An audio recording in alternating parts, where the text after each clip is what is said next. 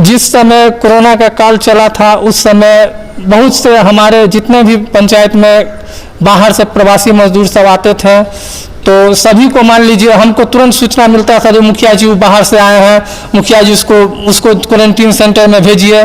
तो उस समय में राजनगर में क्वारंटीन सेंटर चलता था, ग्रामीण सब जाने में वहाँ हिचकते थे जो भी प्रवासी मजदूर आते थे।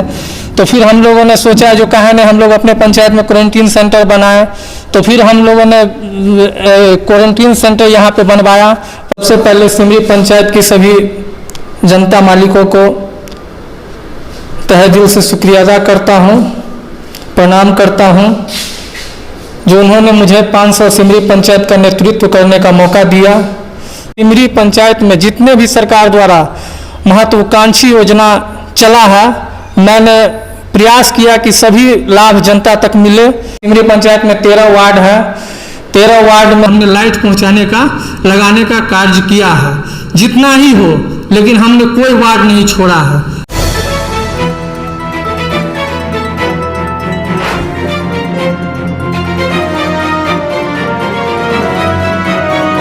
आप देख रहे हैं KR न्यूज़ लाइव। आपसे बात कर रहे हैं अभी पंचायत की बात आपके साथ कार्यक्रम को लेके। और पहली बार अगर आप हमारे चैनल पर आए हैं तो निश्चित रूप से आप ताज़ा तरीन समाचार पाने के लिए चैनल को सब्सक्राइब ज़रूर करें।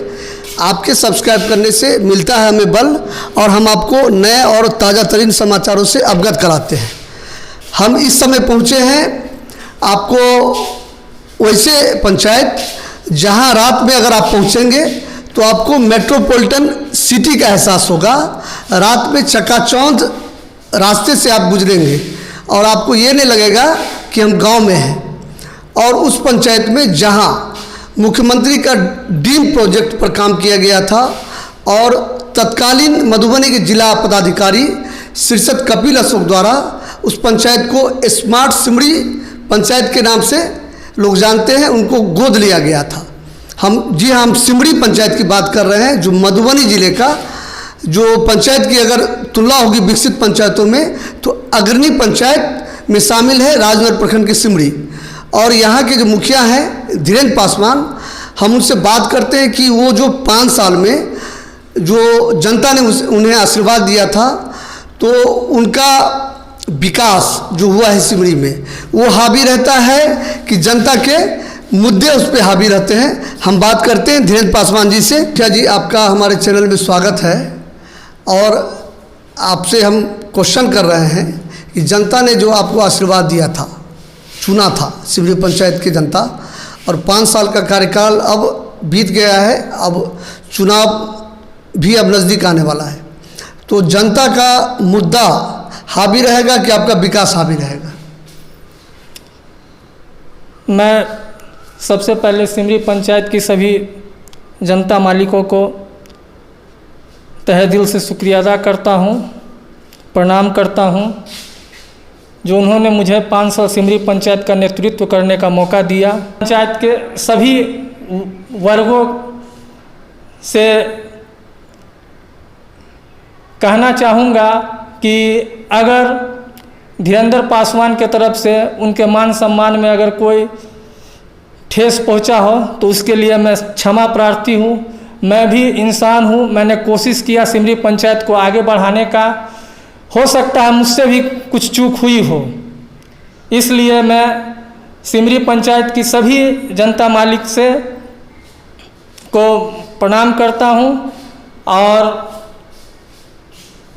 मैंने इस 5 साल में हमको जो भी कार्य करने का मौका मिला है, हमने हमारे सिमरी पंचायत में 13 वार्ड है, 13 वार्ड में आपको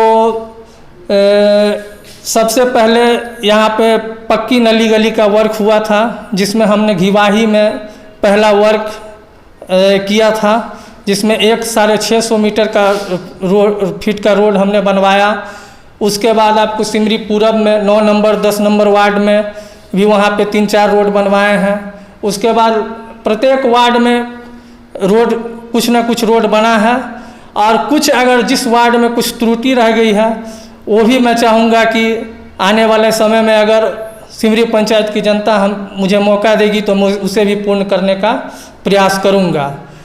और इस सिमरी पंचायत में जिस समय मुख्यमंत्री का दौरा हुआ था उस समय मतलब यहाँ पे पंचायत सरकार भवन से लेकर सिमरी गेट तक कुछ लाइटिंग का कार्य हुआ था। तो लाइटिंग का कार्य हुआ जिस समय में हमको लगता था, कुछ बहुत लोग कहते थे कि मुखिया जी आप अपने तरफ लाइट करवा दिए, सिमरी पंचायत में नहीं लगा लाइट। तो हमने जितना भी सिमरी पंचायत में 13 वार्ड है उस 13 पंचायत वार्डों में हमने लाइट पहुंचाने का लगाने का कार्य किया है, जितना ही हो, लेकिन हमने कोई वार्ड नहीं छोड़ा है। मैं आगे भी कोशिश करूंगा जो भी त्रुटि है उसको मैं पूर्ण कर सकूं। इसी के साथ चलिए हम लोग आगे चलते बात करते हैं। आपका जो ये ड्रीम प्रोजेक्ट था, इस ये शीर्षद कपिल अशोक का जो स्मार्ट पंचायत, उस पर जो आप काम कर रहे हैं, तो स्मार्ट पंचायत और स्मार्ट सिमरी पंचायत दिख भी रहा है, कागज़ पर ऐसा नहीं है, बहुत सारा जगह बहुत कुछ कागज़ पर भी देखने को मिलता है, लेकिन स्मार्ट पंचायत में आपको जल जीवन हरियाली, उसके बाद जो पक्की गली नली आपने बनवाया, ये 7 निश्चय योजना के अंतर्गत ये सब स्कीम आता है। तो इसमें विकास जो आपने किया है, उस विकास की परिभाषा को लोग बखूबी समझ भी रहे हैं और देख भी रहे हैं। और आने वाले समय में और आपका कुछ और प्रोजेक्ट है तो उस पर बताइए। आने वाले समय में जैसे मेरा जो प्रोजेक्ट है, जो पूरे सिमरी पंचायत में जो अभी भी आवाज़ आता है, जो मुखिया जी हमारे वार्ड में लाइट नहीं लगा है, मैं सभी ग्रामीणों से, नौजवान साथियों से कहना चाहूँगा कि जितना हो सका हमने कोशिश किया। आगे मौका मिलेगा तो ये पूरा सिमरी पंचायत में एकदम जगमग करेगा। इस सिमरी पंचायत विकास की राह पर जो भी त्रुटि होगा मैं उसे पूर्ण करने के लिए तैयार रहूँगा। कोरोना काल की मैं चर्चा करता हूँ।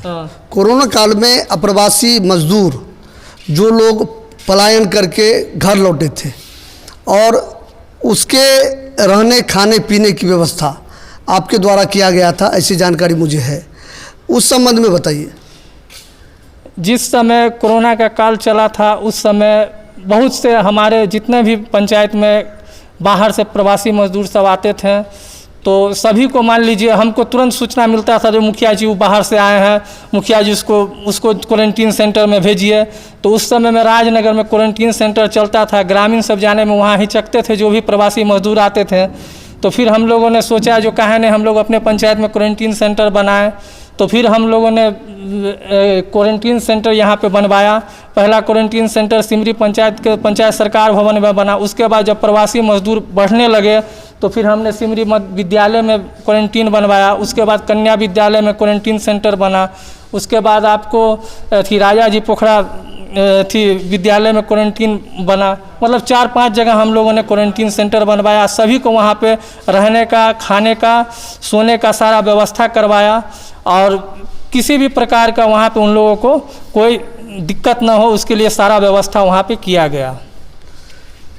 आज ये 5 साल का जो आपका कार्यकाल बीता है उसमें जनता के पास कोई अगर ऐसा आयोजन हो, शादी विवाह ऐसी परिस्थिति हो, उस परिस्थिति में या कोई आफत आसमानी हो, उस परिस्थिति में आपका क्या रोल रहा है? जैसे जब भी कोई घटना होती है, कोई इमरजेंसी होती है तो हमको सूचना मिल जाता है तो मैं वहाँ पहुँचता हूँ। हमसे जो सहयोग होता है हम उसमें सहयोग करते हैं। चैनल के माध्यम से आप अपने पंचायत के मतदाताओं को एक अपील जरूर करिए।